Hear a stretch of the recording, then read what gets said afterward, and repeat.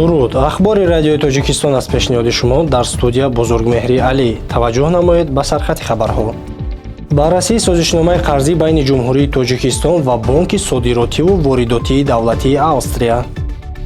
чорабинии тантанавӣ бахшида ба рӯзи кормандони соҳаи тиб. дар душанбе оид ба ҳифзи пиряхҳо дар шароити тағйирёбии иқлим конфронси байналмилалӣ доир шуд. ин ва дигар хабару гузоришҳо дар барномаи ахбори радиои тоҷикистон.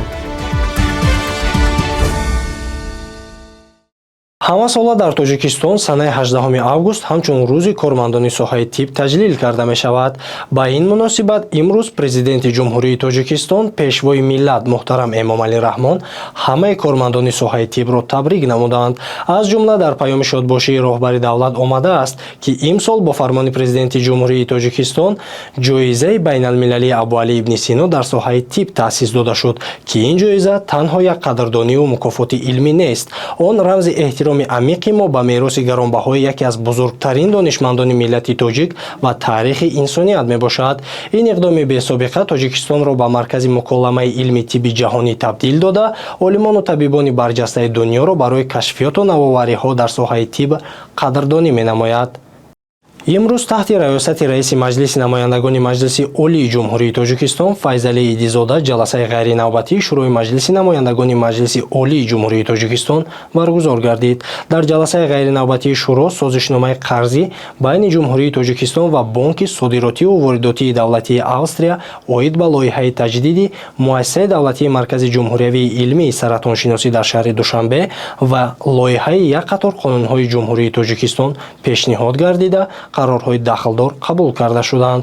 ҳамзамон дар ҷаласа як қатор лоиҳаҳои қонун, созишномаҳои байналмилалӣ, созишномаҳои сармоягузорӣ ва дигар масъалаҳо мавриди баррасӣ қарор гирифтанд. вобаста ба масъалаҳои баррасишуда қарорҳои дахлдор қабул гардиданд.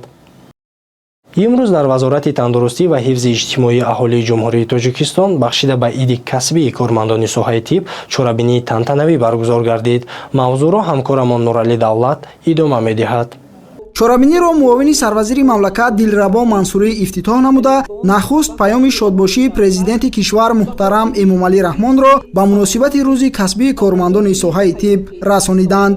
иброз гардид ки имрӯз ҷомеа аз кормандони тиб на танҳо дониши баланди касбӣ, балки ахлоқи ҳамида ва меҳрубониву масъулиятшиносӣ, одоби муошират ва эҳтиром нисбат ба ҳар як беморро талаб менамояд. ин арзишҳо дар фаъолияти ҳар як табиб бояд дар мақоми аввал қарор дошта бошад. ҳамзамон бо ин рушди босурати тибби муосир аз ҳар як мутахассис тақозо менамояд ки донишу малакаҳои худро пайваста такмил диҳад, технологияҳои навро аз худ намояд, таҷрибаи пешқадами ҷаҳониро омӯзад ва онро дар амал татбиқ намояд. вазири тандурустии кишвар Ҷамолиддин Абдуллозода дар навбати худ таъкид дошт ки табиби асри 21 бояд ҳамеша омӯзад, таҳлил кунад, таҷрибаи пешрафтаро аз худ намояд ва донишҳои худро навсозӣ кунад. мо бояд аз таввати беморӣ ба пешгирии беморӣ, аз хизматрасонии оддӣ ба хизматрасонии босифат, аз усулҳои анъанавӣ ба тибби далелнок ва технологияҳои муосир, аз омори беморӣ ба таҳлили сабабҳои он гузарем. ин аст яке аз самтҳои муҳими рушди тандурустии муосир ки аз ҳар яки мову шумо вобастагӣ зиёд дорад. дар чорабинӣ ҳамчунин дар бораи дастрас гардидани китоби олими шинохтаи даврони шӯравӣ Терновский бо номи Ибни Сина Авитсена хабар дода шуд. дар саҳифаҳои китоби болозикр дар умум доир ба ҳаёту фаъолияти фарзанди бароманди миллати тоҷик Абуалӣ ибни Сино маълумотҳои дурусту дақиқ ва раднопазир пешниҳод гаштааст.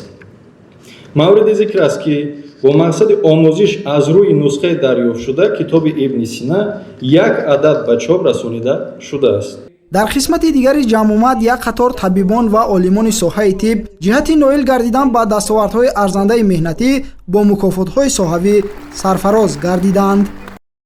имрӯз дар шаҳри душанбе бо ташаббуси агентии обу ҳавошиносии кумитаи ҳифзи муҳити зисти назди ҳукумати ҷумҳурии тоҷикистон конфронси илмӣ амалӣ таҳти унвони 35-солагии истиқлоли давлатии ҷумҳурии тоҷикистон рушд ва таҳкими мониторинги обу ҳавошиносӣ ва ҳифзи пиряхҳо дар шароити тағйирёбии иқлим баргузор гардид.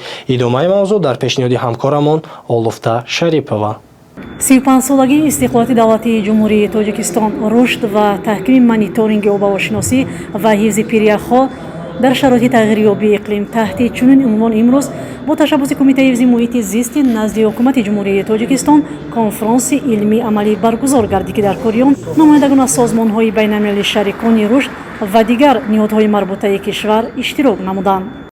конфронс ба 35-умин солгарди истиқлоли давлатии ҷумҳурии тоҷикистон бахшида шуда дар кори он муовини сарвазири ҷумҳурии тоҷикистон Сулаймон Зиёзода, намояндагони вазорату идораҳо, созмонҳои байналмилалию минтақавӣ, шарикони рушд ва олимон мутахассисони соҳа ширкат намуданд.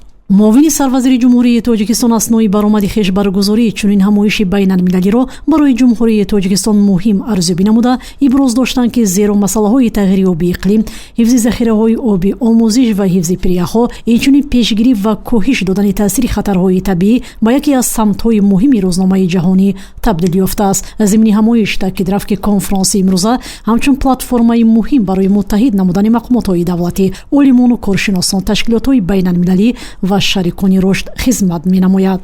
мақсади баргузории чунин конфронс яъне муаррифӣ намудани таҷрибаҳои пешрафта чӣ дар минтақаи осиёи марказӣ, чӣ берун аз минтақа дар ин ҷо муаррифӣ мегарданд ва аз тарафи олимони соҳа мақомотҳои давлатӣ яъне мавриди муҳокима ва баррасӣ қарор мегиранд то чӣ андоза яъне кадом таҷрибаҳое ки дар ин ҷо муаррифӣ мегарданд беҳтар ва қулай дониста мешавад. инчунин дар рафти ин ҳамоиши сатҳи баланд гуфта шуд ки конфронси имрӯза марҳилаи муҳим барои муаррифии дастовардҳои муосири соҳаи обу иқлим ва муайян намудани афзалиятҳои рушди минбаъдаи он дар шароити тағйирёбии иқлим мебошад. муҳимияти конфронси мазкур барои кишвари азизи мо бисёр муҳим буда оид ба масъалаи ҳифзи пиряхҳо ва дар оянда нигоҳдории захираҳои об бисёр муҳим арзёбӣ мегардад. вобаста ба ин қайд намудан зарур аст ки дар доираи конфронси мазкур масъалаи захираҳои об низ матраҳ гардида доир ба нигоҳдорӣ ва захираҳои истифодаи дурусти он дар оянда чораандешӣ карда мешавад. дар фароварди кори ҳамоиши як қатор ширкаткунандагон ба ифтихори 35-солагии истиқлоли давлатии ҷумҳурии тоҷикистон бо сипосномаи агентии обу ҳавошиносии кумитаи ҳифзи муҳити зисти назди ҳукумати кишвар сарфароз гардонида шуданд. шумо хабарҳои тоҷикистонро аз саҳифаҳои расмии радиои тоҷикистон тамошо кардед. таансияту хонавобод бошед.